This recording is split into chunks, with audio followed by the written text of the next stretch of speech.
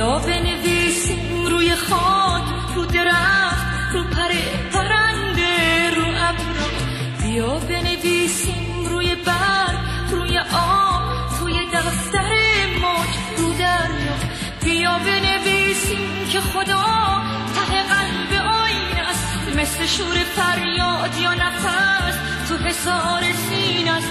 با همیشه موندن وقتی که هیچی موندنی نیست، اوج هر صدای عاشقه که شکستنی نیست.